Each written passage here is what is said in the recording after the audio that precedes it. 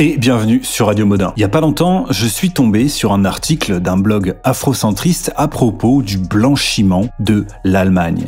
Oui, parce que selon certaines théories afrocentristes, en réalité, l'Europe a été fondée par des Noirs et plus tard, les Blancs sont venus les remplacer. Et donc cet article-là, il est particulièrement intéressant parce que c'est la définition même de ce qu'on appelle de la pseudoscience. Mais surtout, il est extrêmement représentatif de la méthodologie employée par les afrocentristes qui se rapproche plus, vous allez le voir, de la fanfiction que de l'histoire. Et le pire dans tout ça, c'est que certains y croient vraiment. Bref, les Allemands étaient noirs, c'est parti. Pourquoi a-t-on blanchi les anciens Allemands? Avec déjà quelques preuves irréfutables. Une marque de bière utilise un logo avec une personne noire, ce qui prouve bien que l'Allemagne était noire. Alors on attend avec impatience le moment où les archéologues afrocentristes trouveront une boîte de Banania et en concluront que la France était noire. Bref, si vous le voulez bien, on va commencer la lecture de ce formidable article. Mais enfin, juste une petite précision avant, cet article, ce n'est pas du troll, c'est premier degré à 100%. Il y a réellement des gens qui croient à ce qui est écrit. Il est courant dans le monde occidental de se figurer l'allemand type comme un leucoderme blond aux yeux bleus. Alors, je rappelle au cas où, les leucodermes, ce sont les blancs, ou en tout cas, toutes les personnes qui ont peu de mélanine. Bref, comme si l'Allemagne avait toujours été peuplée de leucodermes, et comme si les actuels habitants de l'Allemagne descendaient en droite ligne des anciens Germains. Or, l'étude scientifique des sources iconographiques et historiographiques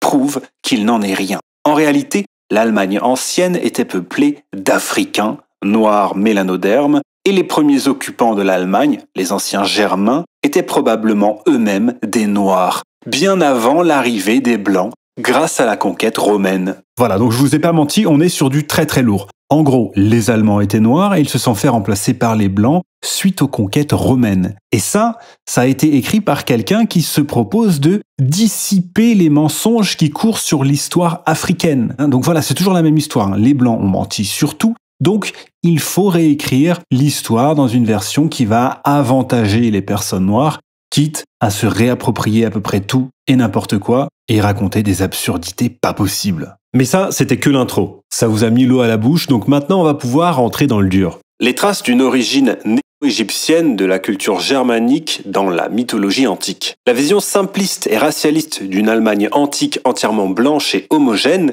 si elle a connu la faveur de l'historiographie allemande de Piffirt et la réaction romantique à la culture gréco-latine, elle ne résiste pas à l'examen scientifique et impartial des sources historiographiques. Alors en tout cas, juste un truc, peut quand même mettre au crédit de cet article que c'est quand même vachement bien écrit, il n'y a quasiment aucune faute, que ce soit au niveau de la grammaire ou de la syntaxe, et l'article date de 2010, donc il n'y avait pas encore d'IA à l'époque. Donc c'est pas un illettré qui a écrit ça. La mythologie germanique révèle en effet son origine égyptienne par de nombreux aspects. Alors, je précise encore une fois, la base de l'afrocentrisme, c'est vraiment cette idée-là. Dire que la civilisation égyptienne était une civilisation noire et que donc les Noirs doivent se reconnecter à la culture et à la spiritualité de l'Égypte antique. C'est vraiment l'élément central, il faut vraiment le comprendre. Et bien sûr, comme l'Égypte a influencé tout le reste, alors les Noirs sont à l'origine de la civilisation elle-même. C'est ça l'afrocentricité, c'est ça le kémitisme, si vous voulez. Ainsi, le grand dieu germanique et nordique Odin recouvre par maints traits de caractère la figure de divinités égyptiennes. Odin, selon la mythologie germanique, a inventé les runes. De même, en Égypte, les hiéroglyphes ont été inventés par le dieu égyptien de la sagesse Thoth. On peut également s'interroger sur l'origine de ces runes dans une Europe qui ne connaissait généralement pas l'écriture, sinon pour le pourtour de la Méditerranée sous influence égyptienne et phénicienne. Wotan serait-il un colon africain venu apporter l'écriture aux barbares européens, vivant encore en pleine préhistoire, puis vénéré ensuite sous les traits du dieu néo-égyptien Thoth? Voilà, donc là on est vraiment en plein dedans. En gros, regardez comment les Égyptiens noirs, les Kémètes, ont littéralement tout appris aux Blancs, et même à lire et à écrire. Et surtout, on retrouve ici l'idée selon laquelle Odin serait donc en fait une copie du dieu égyptien Thoth. Odin conduisait le char du soleil. Pour qui sait l'importance des cultes solaires dans l'ancienne Égypte, cela ne saurait représenter un hasard.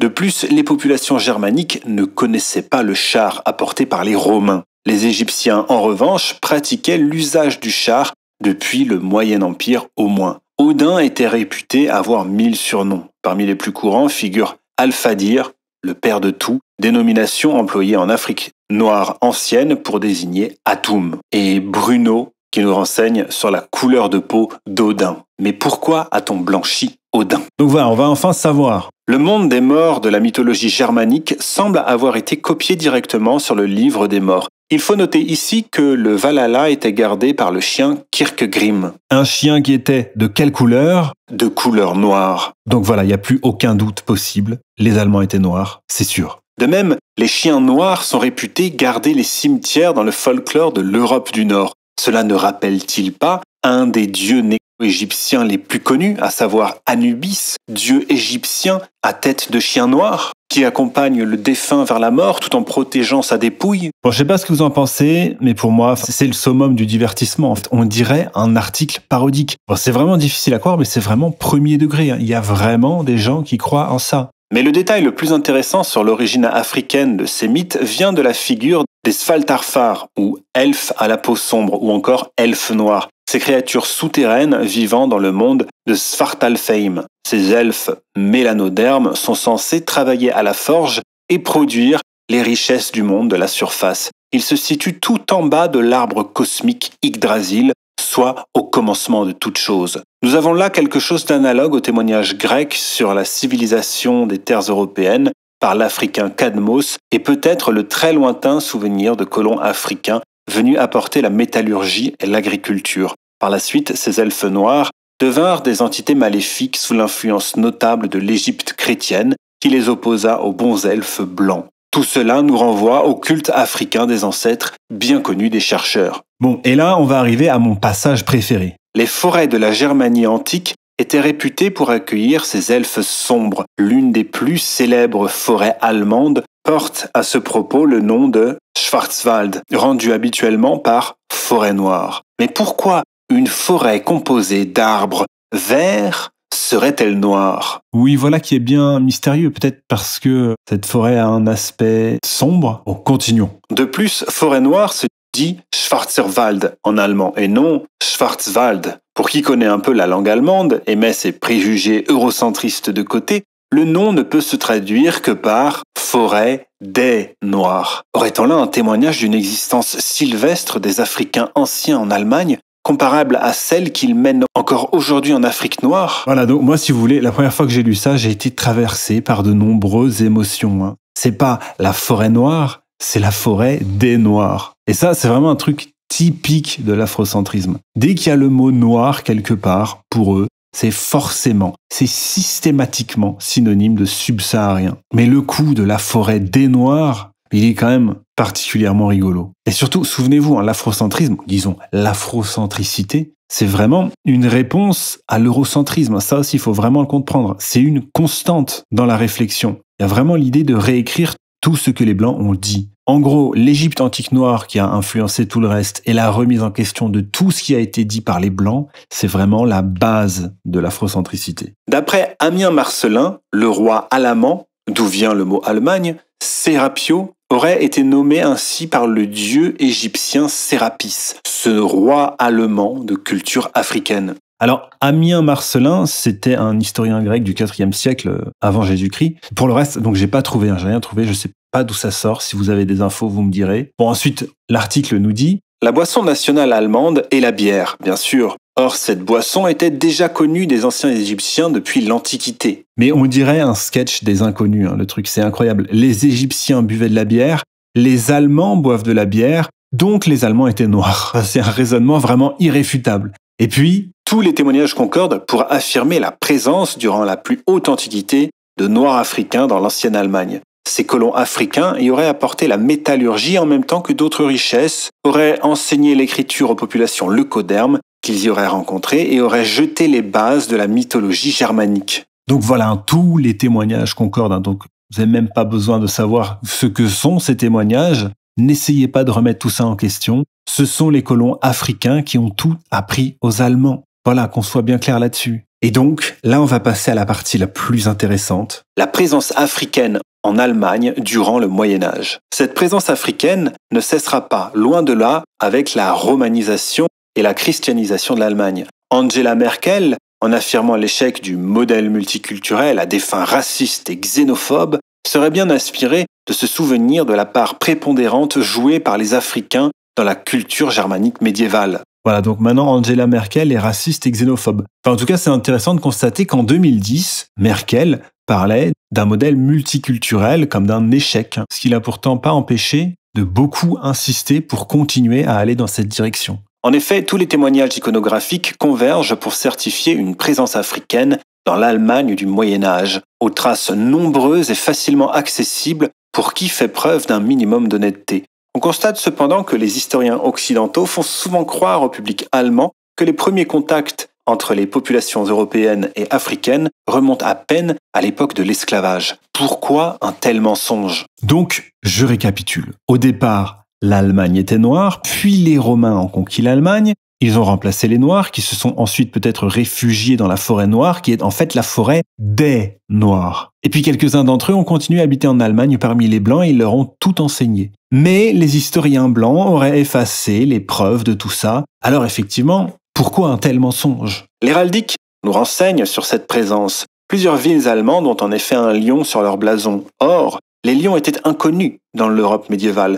D'où viennent donc ces lions si ce n'est d'Africains ? La couronne qu'ils portent parfois, de même que le titre de roi des animaux, nous indique assez en quelle estime les Européens d'autrefois tenaient ces animaux issus d'Afrique et probablement aussi leurs possesseurs venus du continent africain. Voilà, donc le fait qu'il y ait des lions sur les blasons médiévaux, c'est la preuve de l'admiration des Européens pour les demi-dieux subsahariens. Alors, juste au cas où, il y a eu des lions en Europe, mais ils ont complètement disparu vers le 1er siècle avant Jésus-Christ. Alors, ils étaient beaucoup représentés par les Grecs, et ces représentations ont perduré au point que c'est presque devenu un animal mythique, presque au même titre que le dragon. Bon, ensuite, l'article nous dit « Ce tableau de Hans Müschler, l'Adoration des mages, nous confirme la présence de Noirs au sein d'une foule médiévale typique de l'époque. » Alors là, si vous aviez encore des doutes que cet article racontait absolument n'importe quoi, je ne sais pas ce qu'il vous faut de plus. Là, notre historien en herbe est en train de nous faire passer cette représentation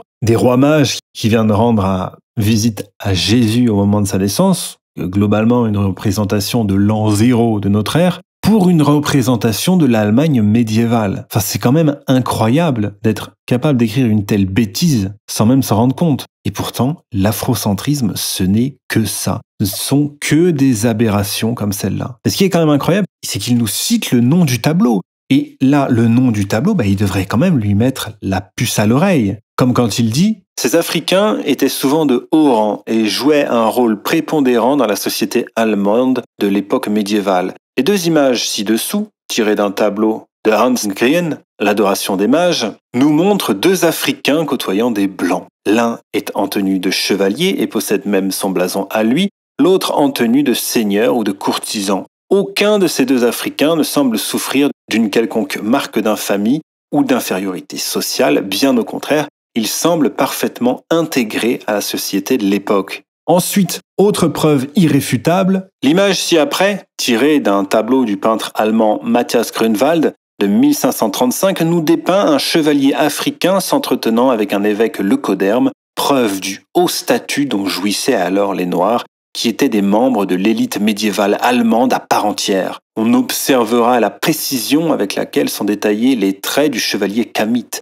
Assurément, une telle précision ne peut provenir que de l'observation directe. Puis il nous montre d'autres représentations de chevaliers noirs. Avant de nous dire « Lorsque l'on sait ce que furent les fastes de la chevalerie africaine en Afrique, est-il étonnant de retrouver tant d'Africains occupant une fonction guerrière dans le monde germanique du Moyen-Âge. L'Allemagne de la fin du Moyen-Âge était réputée pour la qualité de ses armures. » Et puis il continue « Depuis la moitié du XVIe siècle, on trouve sur le blason de la ville d'Eisenberg une tête de maure, c'est-à-dire de noir. Depuis la même époque environ, le maure apparaît également sur les armes des villes de Bad Sulza, Coburg et Zwickau. Oui, mais ce qu'il vous dit pas par contre, c'est que c'était des morts décapités. L'onomastique nous a conservé la trace de ces noirs dans les patronymes tels que Mort, Moritz, Mort, Schwarz ou encore Kohl, portés entre autres par l'ancien chancelier allemand Helmut Kohl. Et oui, Madame Merkel, c'est exact,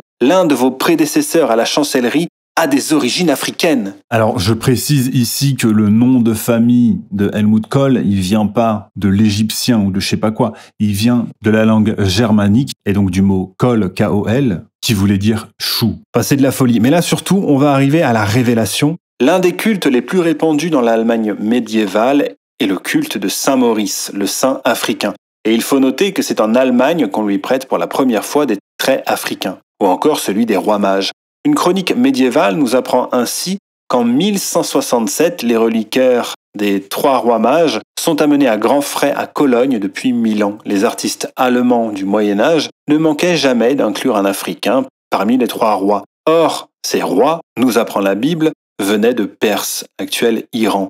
Pourquoi donc inclure un noir et contredire ainsi le texte biblique si la présence de l'Africain n'avait pas été, pour les Allemands d'autrefois, une réalité quotidienne? Bon alors là, je vais vous donner quelques explications. En fait, vous voyez toutes ces représentations de chevaliers noirs qui sont censées prouver à quel point les noirs étaient nombreux et importants à l'époque médiévale en Allemagne? Eh bien en fait, c'est tout le temps le même. C'est Maurice d'Agone ou Saint Maurice, un martyr chrétien qui s'est battu sous l'empereur Dioclétien. Et c'était le saint patron de l'Empire romain germanique. Il y a d'ailleurs 700 églises qui lui sont consacrées. Donc en fait, ce que nous dit notre historien préféré, c'est que énormément de noirs étaient représentés dans les peintures médiévales, alors qu'en fait, c'était tout le temps le même qui était représenté. Bref, on continue parce qu'on n'est pas encore au bout de nos surprises. Je vous ai pas encore lu le passage sur les tanks. Quant aux blancs, on en trouvait également en Allemagne, bien entendu. Ah quand même, il y avait des blancs en Allemagne donc. Ah bah super. Le mythe médiéval germanique de l'homme sauvage nous en dit long sur leur état de développement culturel à cette époque. Le contraste entre les illustrations qui nous sont parvenues de ces leucodermes velus vivant à moitié nus dans la boue et les chevaliers africains aux riches tenues chatoyantes et chamarrées que nous avons rencontrés tout à l'heure est absolument flagrant. Donc vous avez vu comment la représentation d'un saint devient une figure médiévale et surtout comment un noir devient en fait de très nombreux chevaliers noirs. Et donc il va ensuite comparer ces chevaliers noirs, entre guillemets, à ces blancs qui vivaient nus et dans la boue. Mention spéciale à la légende de cette photo, leucoderme sauvage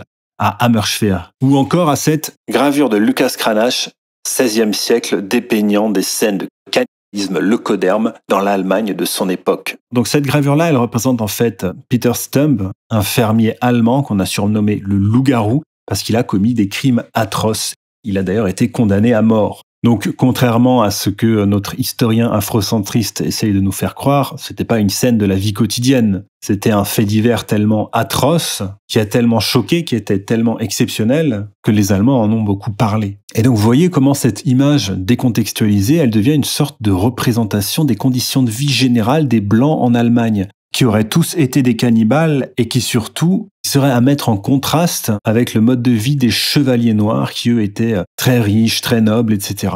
Enfin là on est quand même au-dessus de la fake news, on est même au-dessus du complotisme. Je sais pas quel terme il faudrait employer pour décrire ce qu'on est en train de lire là, c'est incroyable. Et ce qui serait intéressant aussi, c'est de chercher à comprendre les ressorts psychologiques qu'il y a derrière tout ça, pour réussir en fait à décontextualiser et recontextualiser des images comme ça, des documents qu'il est donc allé chercher, sur lesquels il a dû se renseigner un minimum. Donc c'est quand même fou de pouvoir raconter des choses comme ça dessus ensuite. Bref, on va pouvoir passer à la dernière partie, la dénégation de cette présence africaine et la montée de la négrophobie durant la période moderne. Les Africains participèrent encore glorieusement aux Lumières allemandes. Ainsi, nous pouvons citer l'illustre exemple d'Anton Wilhelm Amo, né à Augena en 1703 et qui fut professeur aux universités de Halle et de Lena en Allemagne. Il écrivit De arte sobrie et accurate philosophandi, où l'on retrouve réfuter les thèses de Descartes. Oui, le grand philosophe français a été réfuté par un N, messieurs les eurocentristes. Il inspira aussi grandement les philosophes Hume et Berkeley. Voici ce qu'en écrit l'ancien président ghanéen Nkrumah. Alors d'ailleurs, Anton Wilhelm Amo, il était vraiment noir, pour le coup, ça c'est pas une invention.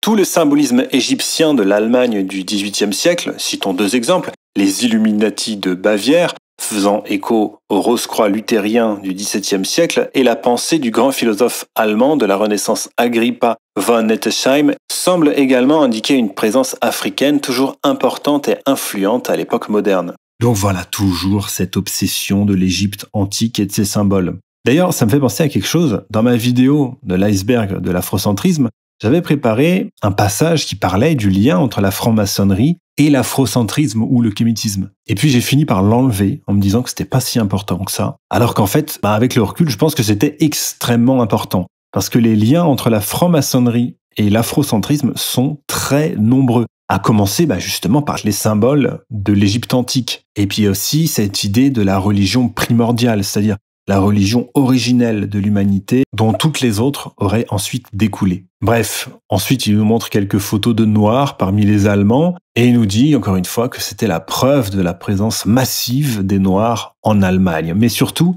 et que dire des noms des chars allemands de la Seconde Guerre mondiale tirés du bestiaire africain? Les chars éléphants, Lowe, Panther, Guépard, Nashorn sont autant de témoignages de l'apport persistant venu d'Afrique dans l'Allemagne du XXe siècle. Le char actuel de l'armée allemande, le Léopard, semble perpétuer cette tradition. Voilà, donc les chars allemands seraient en fait un hommage à l'Afrique. Cette présence africaine, jusque dans l'Allemagne moderne, est peut-être l'explication du peu de colonies allemandes durant l'ère coloniale, comparée à des États bien moins riches comme le Portugal ou la France. Il faut noter que l'Allemagne est l'un des seuls pays européens occidentaux à n'avoir jamais pratiqué la traite négrière. Alors là, c'est faux. L'Allemagne, bien qu'elle ait eu un rôle moins important dans la traite négrière, elle y a quand même un peu participé. Pourtant, la période coloniale verra la montée d'une négrophobie de plus en plus ordinaire. C'est le moment de rappeler le rôle joué par les philosophes leucodermes de culture germanique dans la constitution du racisme anticamite. La nature n'a doté le haine d'Afrique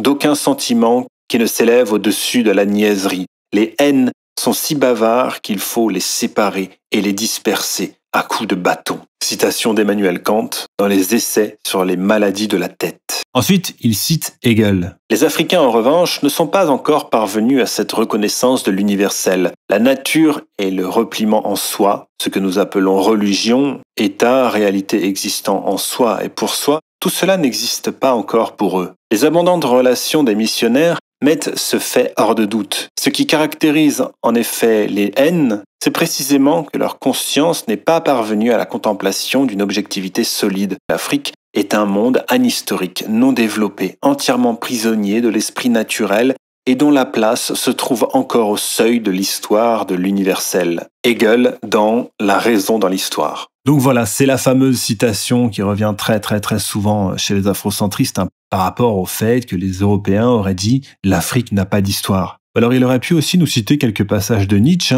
qui n'étaient pas piqués des vers et qui pour le coup font presque passer Kant et Hegel pour des Julien Drey et des Harlem Désir à côté. Mais enfin, au moins dans cette partie, y a un petit peu de vrai dans le faux. C'est quand même une grosse amélioration. À savoir donc que les penseurs des Lumières, c'était quand même particulièrement racistes, et que c'est justement la pensée de ces gens-là qui ont justifié la colonisation au nom de l'universalisme. Bref, on continue. Ces leçons de haine gratuite sauront être entendues et feront leur chemin dans l'Allemagne moderne, jusqu'aux explosions de haine consécutives à la défaite de 1918, en majorité grâce aux troupes africaines. Oui, voilà, il y a toujours aussi cette idée que ce sont les Africains qui ont gagné la guerre, presque. L'occupation de la Ruhr par les troupes coloniales françaises et la victoire de Jesse Owens durant les Jeux Olympiques de Munich en 1936. Mais l'abondance même des caricatures négrophobes prouve encore une présence importante des populations négro-africaines dans l'Allemagne nazie. La propagande hegeliano-hitlérienne et l'extermination des Kamites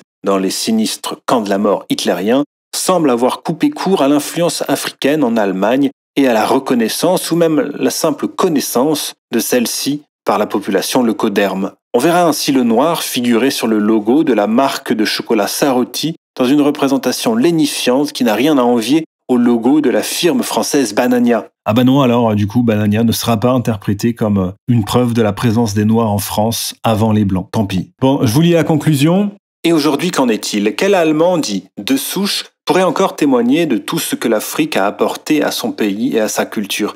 Quel Africain, nourri à la propagande eurocentriste postcoloniale, a de nos jours conscience du rôle moteur jouée par ses ancêtres dans la constitution de ce qu'il est convenu d'appeler la civilisation européenne. Voilà, vous voyez ce discours-là, les Européens doivent tout aux Noirs. Ce sont les Noirs qui ont tout créé, qui ont tout construit. Donc, ils nous doivent absolument tout. Alors, tout est permis. Et ce genre de propagande absurde, elle sert justement à justifier des discours comme ça. Et ces discours-là, ils ont des conséquences réelles sur les communautés noires d'Occident. Et c'est pour ça que c'est à prendre très au sérieux. Et moi, ce que je vous prédis, et j'ose pas souvent faire des prédictions, mais c'est que ce mouvement-là, cette propagande-là, déjà depuis quelque temps, elle est en train de se développer à vitesse grand V, mais dans les années à venir, elle va continuer de se développer encore plus rapidement, et ce, en partie à cause de la grande complaisance de nombreux médias et autres militants envers ces absurdités. Parce que dès qu'on se permet d'être critique par rapport à ces absurdités,